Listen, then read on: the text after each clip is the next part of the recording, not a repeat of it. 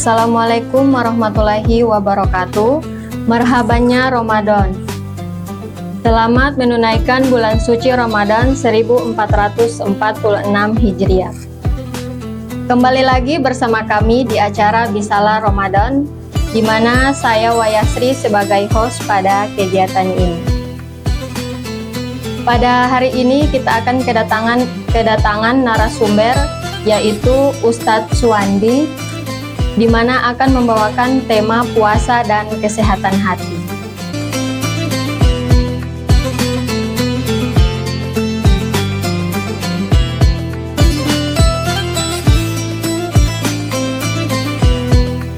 Ya, di samping saya sudah ada Ustadz Suwandi. Bagaimana Pak Ustadz kabarnya? Alhamdulillah, sehat walafiat. Ya, semoga puasa Pak Ustadz lancar ya. Amin, amin, amin, insyaallah. Ya, langsung saja teman-teman, kita langsung ke acara berikut, yaitu pemaparan materi yang akan dibawakan oleh Pak Ustadz. Kepada Pak Ustadz disilahkan. Ya, terima kasih kesempatan yang diberikan. Bismillahirrahmanirrahim. Assalamualaikum warahmatullahi wabarakatuh. Waalaikumsalam warahmatullahi wabarakatuh. Alhamdulillahi rabbil alamin. Salatu wassalamu ala rasulillah wa ala alihi wa sahbihi ajma'in, amma ba'd. Puji syukur kita panjatkan kehadirat Allah Subhanahu wa Ta'ala. Salawat dan salam kita kirimkan kepada junjungan kita Nabi besar Muhammad SAW, keluarga, sahabat, dan insya Allah sampai kepada kita sekalian. Hadirin sahabat religi yang dirahmati Allah Subhanahu wa Ta'ala, sesungguhnya di dalam diri manusia ini ada segumpal daging. Kata Nabi SAW, apabila segumpal daging itu baik, maka akan baik seluruh tubuh yang ada di dalam manusia itu sendiri. Dan apabila segumpal daging itu buruk, maka akan buruk seluruh tubuh daripada manusia itu sendiri. Dan Nabi SAW mengatakan, ketahuilah segumpal daging itu adalah hati atau kalbu. Nah, sahabat religi yang dirahmati oleh Allah Subhanahu wa Ta'ala, para ulama kita membagi hati manusia itu dalam 3 bagian. Yang pertama ada namanya qalbun salim, hati yang bersih, hati yang suci. Hati yang bersih, hati yang suci itu adalah hati yang senantiasa diarahkan, senantiasa menjalankan perintah-perintah Allah Subhanahu wa Ta'ala, yang senantiasa terdorong melakukan kebaikan-kebaikan di dalam kehidupan. Kemudian yang kedua ada namanya qalbun marid, atau hati yang sakit. Sahabat sekalian yang dirahmati Allah Subhanahu wa Ta'ala, hati yang sakit adalah hati yang di dalamnya terdapat berbagai macam penyakit-penyakit yang lazimnya kita ketahui, seperti ria, iri hati, dengki, sombong, takabur. Penyakit-penyakit hati itu yang menyebabkan hati itu menjadi sakit atau qalbun marid. Kemudian tingkatan hati yang ketiga itu ada namanya qalbun mayyit, hati yang mati. Rentetan dengan hati yang kedua tadi, apabila orang telah dihinggapi dengan hati yang sakit, maka lama-kelamaan jika kita tidak mengobati hati kita, akan menjerumus menjadi hati yang mati. Nah, kalau hati yang mati, inilah sebesar-besarnya azab yang diberikan Allah kepada seorang manusia. Karena Allah Subhanahu wa Ta'ala menjelaskan di dalam Al-Quran, di dalam surah Al-Baqarah, A'udzubillahi minasyaitonir rajim, khatamallahu ala qulubihim, kata Allah, hati mereka itu kami kunci, kami tutup, dikunci dan ditutup dari kebaikan-kebaikan.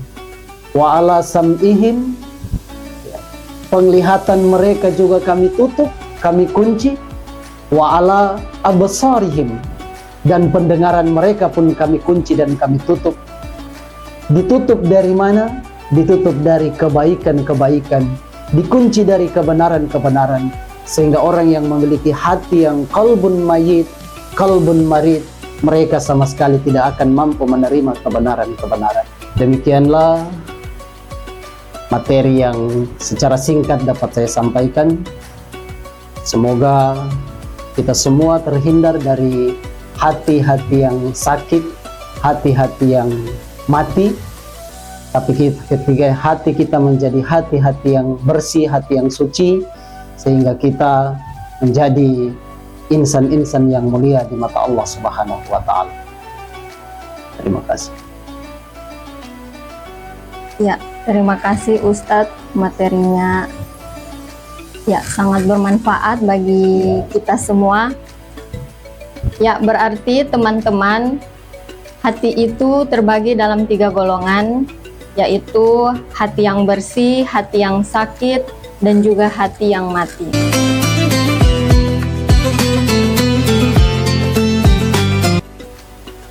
Ya, di sini Ustadz saya punya beberapa pertanyaan. Yang pertama itu, bagaimana cara kita mengatasi kesehatan hati? Iya, baik. Syukron atas pertanyaannya. Bagaimana cara kita mengatasi atau memperbaiki hati kita? Jadi salah satu kiat-kiat ataupun cara-cara kita dalam menjadikan hati kita itu bersih, hati kita itu suci, ya, perlu kita memahami bahwa hakikatnya hati kita itu berbeda dengan jasad yang kita miliki. Karena asupan-asupan yang diterima oleh hati itu berbeda dengan asupan-asupan yang diterima oleh jasmani kita. Ya, kalau jasmani kita itu hakikatnya kita sering memberikan asupan seperti makanan-makanan, nasi, ikan, sayur-sayuran, itu untuk mendorong kesehatan jasmani kita. Tetapi untuk mendorong kesehatan hati kita, memperbaiki hati kita, kesehatan hati kita, ya tentunya dengan yang pertama memperbanyak berzikir kepada Allah Subhanahu wa Ta'ala.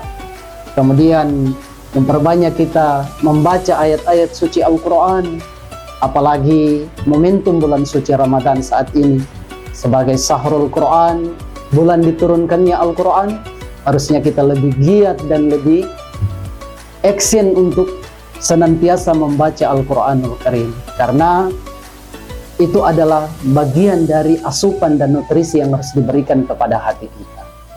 Saya kira demikian. Terima kasih Ustadz atas jawabannya. Di sini Ustadz ada lagi pertanyaan yang terakhir. Iya. Itu dimana manusia itu kan susah sekali mau kayak kendalikan sifat sombong gitu Ustadz. Ya, maksudnya saya kan ada orang yang beribadah kayak cuma suka mau dilihat orang begitu, itu kan ria ya. Iya. Yang maksudnya itu bagaimana supaya orang ini beribadah memang fokusnya itu takwa kepada Allah, bukan cuma hanya untuk kayak dinilai orang, oh dia ini beriman, atau dia ini kayak sholat, pangsolat begitu. Iya, itu Ustaz. Baik, syukron. Jadi bagaimana supaya dalam proses kita melaksanakan perintah-perintah Allah Subhanahu wa Ta'ala itu tidak kemudian hati kita itu dibarengi dengan sifat atau sikap yang ingin dinilai oleh orang lain, sehingga ini dapat menggugurkan nilai ibadah yang kita kerjakan. Contoh seperti yang moderator sampaikan tadi adalah berkaitan dengan kita sholat kita itu hanya ingin dilihat orang, maka itu adalah nilainya ria. Ya, bagaimana cara kita untuk menghindari sikap dan sifat-sifat yang seperti itu? Yang pertama, kita harus memperbaiki niat kita. Niat kita dalam melaksanakan sebuah amalan atau sebuah ibadah itu harus murni, benar-benar niat kita karena Allah Subhanahu wa Ta'ala. Karena memang di dalam hadis Nabi SAW, di dalam kitab Arba'in, ya, itu telah dijelas. Hadis yang pertama itu Nabi Shallallahu Alaihi Wasallam mengatakan, innamal a'malu bin niat. Seluruh amal perbuatan itu tergantung kepada niat. Ya. Wa innamal likulli ri'ima nawa faman kana hijratuhu ilallahi wa rasuli wa man kana hijratuhu lidunya yusibuha aw imraati yankihuha fa hijratuhu ma hajara ilaihi. Jadi amal perbuatan itu kata Nabi tergantung niat kita. Kalau niat kita semata-mata karena Allah dan Rasulnya, maka nanti amalan itu akan sampai kepada Allah. Tetapi kalau niat kita karena dunia, ya hanya dunia semata, hanya mengharapkan pujian orang lain supaya kita dilihat begitu, ya, dilihat sudah alim atau bagaimana, ya. Maka yang kita dapatkan nanti di akhirat ketika catatan amal-amal itu yang kita kerjakan adalah karena dunia itu, tidak sama sekali atas pahala yang akan diberikan oleh Allah Subhanahu wa Ta'ala. Makanya dorongan kita dalam melakukan satu amalan di dalam sebuah ibadah itu yang pertama niat. Ya, niat kita perbaiki karena Allah Subhanahu wa Ta'ala. Yang kedua, ya tentunya dalam melaksanakan ibadah itu ada ketenangan. Ya, contoh seperti kita melaksanakan sholat. Sholat itu tidak boleh dikerjakan dalam keadaan terburu-buru. Karena pada hakikatnya sesuatu yang terlalu terburu-buru dilaksanakan dengan terburu-buru, apalagi dalam bentuk ibadah, maka kita mengkhawatirkan bahwa ibadah kita itu nanti tidak khusyuk di hadapan Allah Subhanahu wa Ta'ala. Jadi dilaksanakan dengan cara yang tenang. Membaca Al-Quran pun demikian, kita membaca dengan cara waratiril Qur'ana tartila, dengan cara yang tartil, ya, membaca dengan cara yang pelan, ya. Jangan kemudian kita terburu-buru membaca Al-Quran, karena Al-Quran itu adalah firman Allah Subhanahu wa Ta'ala. Saya kira demikian. Ya, dari berakhirnya pertanyaan, maka telah berakhirlah kegiatan kami pada sore hari ini, ya. Dari awal sampai akhir materinya, Ustadz, menurut Ustadz bagaimana kesimpulannya? Ya, baik, terima kasih.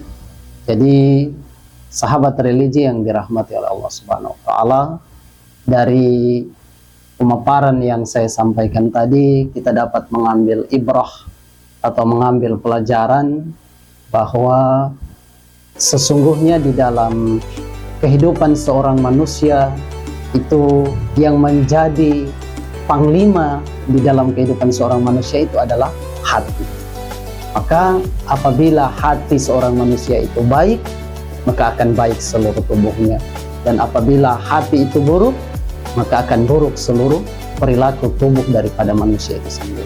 Hanya melalui momentum bulan suci Ramadan, menjelang detik-detik kita berbuka puasa pada saat ini, mari saya mengajak kepada kita sekalian, kita memperbaiki kualitas hati kita kepada Allah Subhanahu wa Ta'ala, menjadikan hati kita lebih baik, hati kita lebih bersih, hindarkan hati kita dari penyakit-penyakit sombong, ria, iri hati, dan dengki, ya, yang merupakan bagian dari sikap dan sifat daripada syaitan laknatullah alaih, dari iblis laknatullah alaih. Kita jauhkan hati kita dari itu, sehingga hati kita bersih dan kita menjadi orang-orang yang dengan puasa kita di akhir Ramadan sesuai dengan ayat yang telah Allah turunkan pada surah Al-Baqarah ayat 183. Esensi daripada puasa yang kita jalani, di akhir ayat itu Allah katakan kita menjadi orang-orang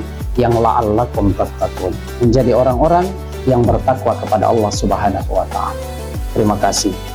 Terima kasih Ustadz atas materi yang dibawakan pada sore hari ini.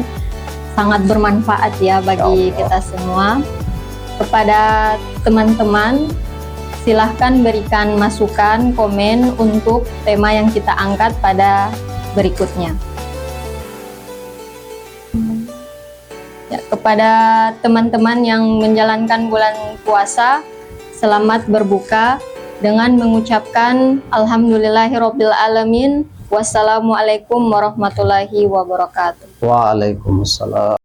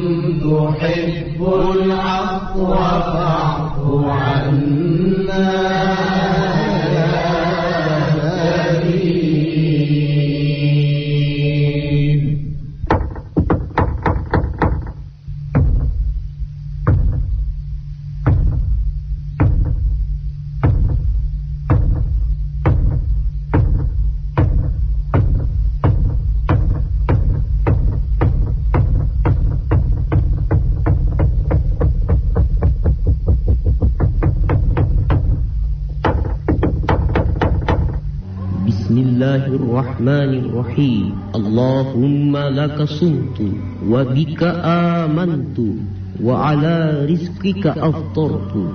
Dhahaba al-dhama wa batallatil uruq. Allahumma inni as'aluka an taghfir li bi rahmatika ya arhamar rahimin. Allahu akbar, Allah